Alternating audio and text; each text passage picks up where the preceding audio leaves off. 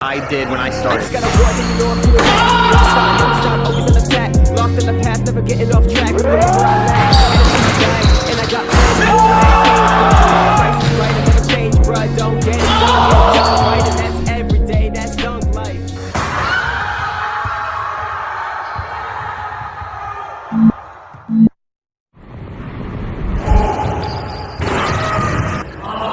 Yo, what's up? You want to do that on a legit rim? Because I do. Yo, today I'm going to talk to you about the 3 simple steps you need to dunk. You think it's going to be easy though? Simple formula, hard work. Strength, speed, and 101%. So, out of the 2 pillars, there's strength and speed. Strength, very simple as well, but you have to get to know how to create muscle damage and muscle growth. It's just simple physics. The size of a muscle only has a certain amount of force it can produce, and at some point you're gonna have to grow size.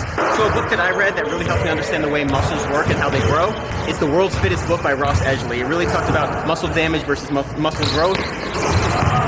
That book outlines the sets and reps needed to cause muscle damage or muscle growth, which is perfect for me to understand how muscles actually work.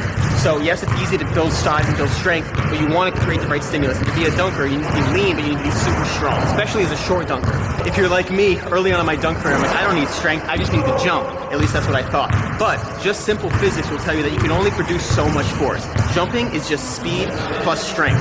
If you can produce more force faster, that will make you jump higher. So I thought I could just jump, but at some point my muscles were maxed out and I had to get them stronger. The problem I ran into was I was stimulating the wrong type of muscle growth. I wanted to get strong, but I didn't want to get too much size. I was causing so much muscle damage that I was growing a lot in size, getting so big and stocky that I lost some of my athleticism. So you want to get strong, but you want to stay lean. And you don't want to just continuously grow size. You want to just get strong and pack that muscle in with as much strength as you can to be efficient. The efficiency of your muscles we'll touch on when I talk about the speed portion of the formula. But at some point when you're strong enough, you need to create more size of your muscles so they can produce more force. Because if a muscle is this small, it can only produce so much force. You need to grow it so it has more surface area to literally have more ability to have more strength and produce more force. The main exercises are obviously squats and deadlifts, but you really want to focus on your technique. The mistake that I made when I started getting stronger was I was not mobile, I was not flexible, and I caused a lot of imbalances in my body, and now I'm having to uncarve those patterns and relearn how to lift. So start with the foundation, start with the range of motion, start with the full mobility, and then build a solid foundation of strength. So the main exercises I like are squats, deadlifts, and you just got to think about every part of your body. Your quads, your hamstrings. There's no one exercise.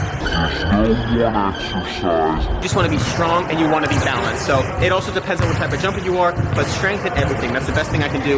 The big compound lifts are great. Quads, hamstrings, the whole posterior chain when you jump. When you go jump and you jump a ton, you'll feel the soreness and all those places need to get stronger. But squats, deadlifts, and core are huge. But you mainly just want legs. You really want full body. Even shoulders and chest are used in the jumping motion. Lower back is huge. So focus on range of motion early so that way you can build a solid foundation of strength. So once you're strong, you need to get faster. How do you get faster? You literally just jump, do sprints, do plyometrics. Plyometrics are probably the greatest exercise to get speed, but also just jumping, sprints, anything like that. Anything that's sport specific is a great way to add speed. My favorite exercises for speed are sprints, just jumping to dunk, and I really like depth jumps because you come from a different height and you have to work up to it. But the key with strength and speed is when you're training these things and you're jumping at the same time, that's a lot of load for your tendons. So you have to think long term and go super gradual with it because you need to build strength in those tendons so they can absorb this impact, because jumping is extreme impact, even more than just lifting weights. So far it's pretty simple. It's just strength and speed, but the key is staying healthy and having a good balance so you can constantly make progress. If you get too strong and lose all your speed, by the time you're able to use that strength in your speed, you lost the strength. So you have to have the right balance, think long term, and go super gradually.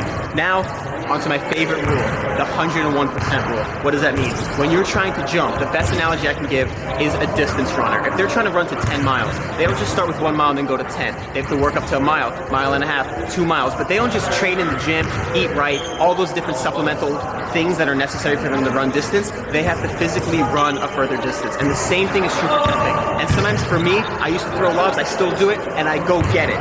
And that is a rule I can't stress enough, is crucial to your jumping ability. You see a lot of people that dunk, and that's where they stop because they got their dunk and they're not pushing themselves. You have to push yourself to jump higher. My best advice on my very first video I ever made, my first vlog, is touch something just out of your reach, and that's always true.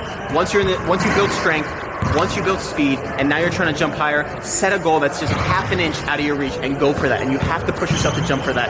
And that's the 101% rule.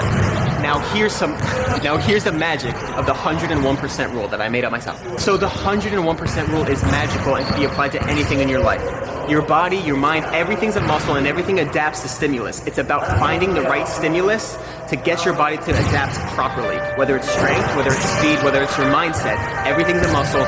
Push yourself just 1% more and find the right stimulus to get yourself to achieve the next level.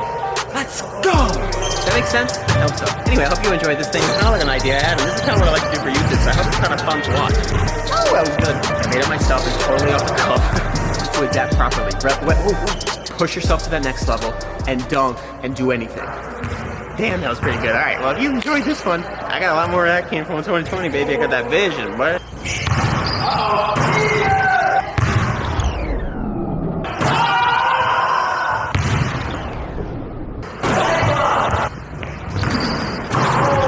My God.